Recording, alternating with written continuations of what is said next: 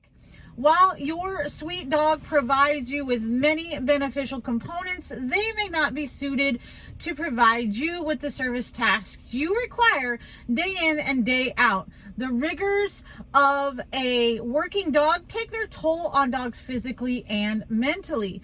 There are specific breeds that have been developed to do this work. They have been selected for their soundness of temperament, mind, and physicality to perform over and over again for you for years. One of the most asked questions when someone inquires about our lead dog service dog program at DogWorks Training Company is, can my dog get certified as my psychiatric service dog? Many people have the desire to have their dog with them at all times, and while it's a fabulous idea, it's just not conducive to how our communities are designed. When psychiatric service dogs first defined by the Americans with Disabilities Act, they were given the broadest definition of all other types of service dogs, providing individuals that suffer from anxiety and depression at any level meant that they could now have their dog with them anywhere, anytime. This began to cause problems in restaurants and on airplanes. Eventually, the ADA updated the definition and created a section now called emotional support animal. These included other animals besides the typical service dog. However, the biggest issue with this is that the ADA has never put any requirements as to what or how the animal is trained. It is extremely broad. Basically, it says that the animal should not defecate in public spaces and should not bare teeth, growl, or lunge at other people. The ADA does not have a requirement for serviced animals to be professionally trained.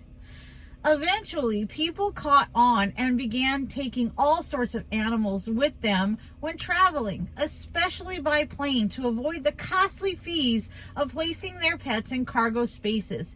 Many people have not crate trained their pets and could not bear the thought of them being placed in the cargo section of the plane. Again, this began causing problems, especially for other people that needed their service dogs. People abusing the policies infringed on the rights of the truly disabled.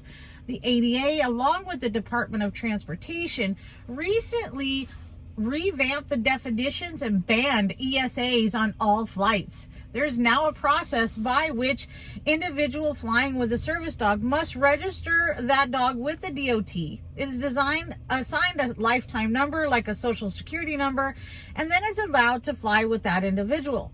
The registration does require that the individual provide a doctor's referral for the need and use of a service dog while flying, and it provides for the individual's professional training company to be added. While the ADA and DOT still have not required any specific training guidelines for service dogs, they are moving in the right direction. If you are considering using your dog as your service dog, we highly suggest that you get that dog evaluated by a professional service dog trainer. If at the minimum, have that dog Canine Good Citizen trained with certificates showing as much, and develop your dog's social skills.